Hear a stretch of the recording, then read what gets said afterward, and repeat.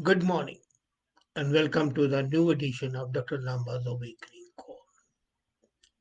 Recently, the press, media, the political leaders, the experts on economy, and the people in general were convulsed in India. The whole country was flustered and outraged because the International Monetary Fund had presented the World Economic Outlook, the latest outlook, triggered the response, which was almost hysterical. But then, if we look at it really, is the forecast damaging? I don't think so. Because looking at the facts, we see that the provocation has been that the IMF prediction that the Bangladesh per capita GDP would be higher than that of India, period. Now, if the critics had gone further down in the next paragraph, they would have seen that IMF says that this is likely to be a temporary phase, and by the end of the year, India would again overtake Bangladesh, and the old equations shall be established. But then, media, politicians, economists all pick up. It's cherry picking. And what's the difference? I mean, say, even when Bangladesh overtakes India, the difference in the GDP per capita rather is really negligible. They forecast that the Indian per capita GDP would be $1,877, while that of Bangladesh would be $1,888. The difference is $11 a year.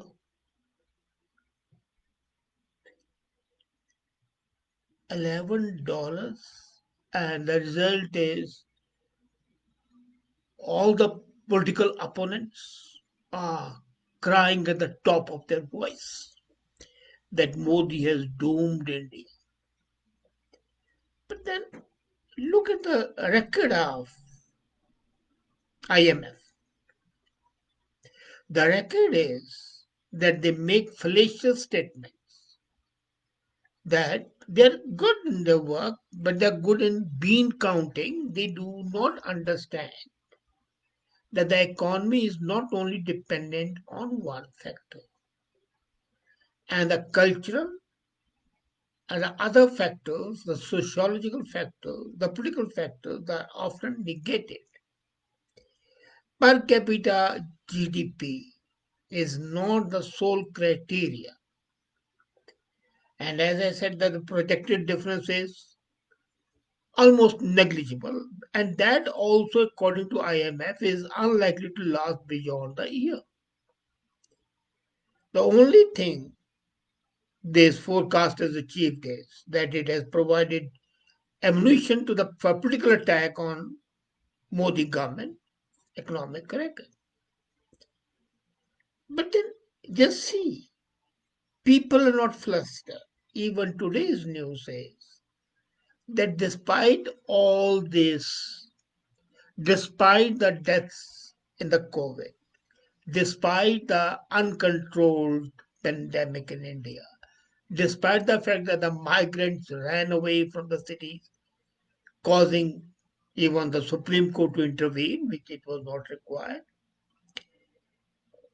the acceptance of Modi by the people is at the highest possible level. Two leaders of India, Modi and Yogi Adityanath, Premier of UP, they still command love, respect, and attention of the people. Interestingly, one thing stands out of this forecast, and that is that the China would be number one, beating USA. Now, if China is to be number one, then what IMF should be doing is packing up and move to Beijing. Because the bylaws of IMF states, they're very clear that IMF base would be in the world's largest economy. That's mentioned in the bylaws. And if the forecast is correct, why hasn't IMF moved its offices lock, stock, and barrel from USA to China? Why are they violating their own laws? This is the question which IMF has not answered till now. Now, let's look at the reality of the forecast. The news is, as I said, almost of earthquake level, but is it really terrible? According to IMF itself, Indian economy will contract by double digit in the current year. And then it says this can be wrong. It contradicts itself. And if we look at the forecast for the last 10 years, 80% of the forecast by IMF have been wrong. The forecasts are always fickle. The IMF also forecast in this very bulletin that per capita income in India will, after this collapse of economy, fall below Bangladesh and the country will grow by 4% this year. Now, look at it. India's GDP in PPP, purchasing power parity, in 2019, that's last year, was 11 times more than that of Bangladesh, 11 times more, while its population is 8 times more. So if you do the arithmetic, you would find that if the population was of the same level, then it would be many times more. And the government sources say that India's GDP in purchasing power parity being 11 times more, with the population being 8 times more, it's not possible that India's per capita GDP would be less than that. As a matter of fact, in another statement, IMF admits that per capita GDP in 2020 for India is 6,284, while for Bangladesh it is 5,139. The difference of more than $1,100 per head. Now, if that is the situation, do you mean to say that it would alter in a couple of months? It's not possible. Then IMF itself estimates in this very document that India's GDP is expected to grow in 2021, that's next year, at 8.8%, twice, and that of Bangladesh at 4.4%. So how contradictory they are. On the one side, they are saying that India's growth would be 4%. In the same document, another place, they say it will be 8.8%. Now look at the facts. Under the Modi government, when Modi came in power, 2014, the GDP was 83,000 rupees. And in 2019, it was more than 100,000. From 83,000 to more than 100, exactly 108,620. And that comes to an increase of 30.7%. Now, under UPA too, Manmohan Singh, the famous economist, it had increased by 19.8%. So that increase of 19.8% was glorified, and people were going gaga how much the growth is. But this per capita GDP of 30%, 30.7%, as compared to 19.8%, almost double, is stated to be a disaster. Now you judge for yourself how far you can rely on the contradictory, confusing statements of IMF. But then, even suppose, for the sake of argument, I accept that the GDP of Bangladesh should be higher than that of India. So, what's wrong with that? As a matter of fact, this should be something good for India because the migrants then would not come to India. Now, why are they coming? Because of the economic opportunities. If there are more economic opportunities in your home, you don't go outside. All this migration which take place is because of unemployment, because of hunger. And as a matter of fact, we cannot deny that the strength of Indian economy is interdependent on that of the other countries as well.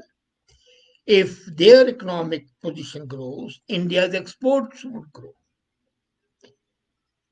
So, if I accept IMF interpretation, I'm not unhappy because that will enable me to have a better trade relations with Bangladesh.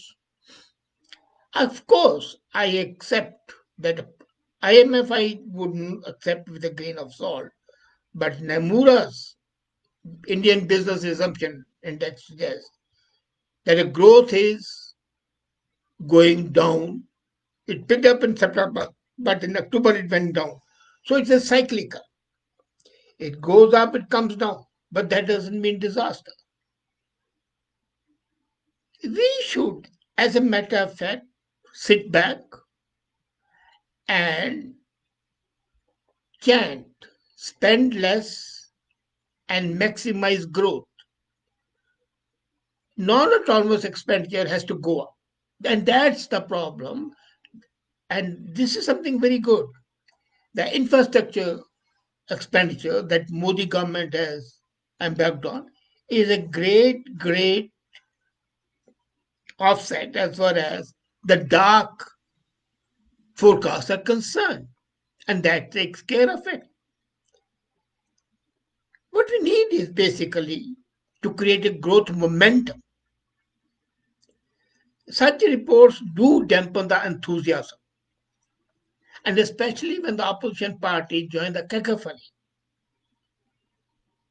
All sound and lightning, and no sense in that. We have got to allay workers' fear that they may not have a job couple of months down the line. That fear is the more damaging than the actual job loss because that hampers spending. People don't want to spend, they want to save money for the disaster, looming disaster, which may never come. What we need is the people to spend more. And we have got to have a sizable investment in infrastructure, which the government is doing. And the situation today is that India does not have to follow the Roosevelt policy of collecting the leaves or to dig holes and fill them up the next day. The national infrastructure project I referred to has 6,866 projects, and the total investment envisaged is $1.7 trillion. Now imagine when $1.7 trillion are going to be spent, how many jobs will be created? And I'm not talking of the jobs at a high level, I'm talking jobs at a grassroots level. The workers, laborers, and those like that, the most marginal sections of society. There are already ongoing township projects in Mumbai, Delhi industrial corridor, which has to be completed. The whole connection between Delhi and Bombay is going to have an industrial corridor, 18,000 kilometers long. Then asset management in charge of the huge pool of saving in the developed world are under a burden of near zero yields at home. Now, here is what government can do in India, and here that they are not doing. Countries like Canada, countries like USA have a huge amount in the asset management. And what do the people get in interest who have put the money there? 0% interest. So they are groaning under the burden because yield is not at home. So what the government can do is to induce them to invest in India's growth enabling, productivity boosting infrastructure. India can offer them attractive returns. Even 5% to 10% return would get them trillions of dollars, not billions, not millions, but trillions of dollars. And that would enable them to go up. It's a win-win situation for both the sides. These funds are lying dormant in USA, in Canada, in Europe. So these funds can be asked to invest over there. And then government can and should step up investment spending, but should focus more on catalyzing that spending by the foreign capital.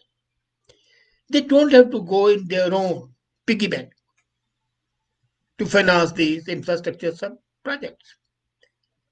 And there's another alternative is to train the people to attain equanimity, ignore the cacophony and the noise created by the naysayers.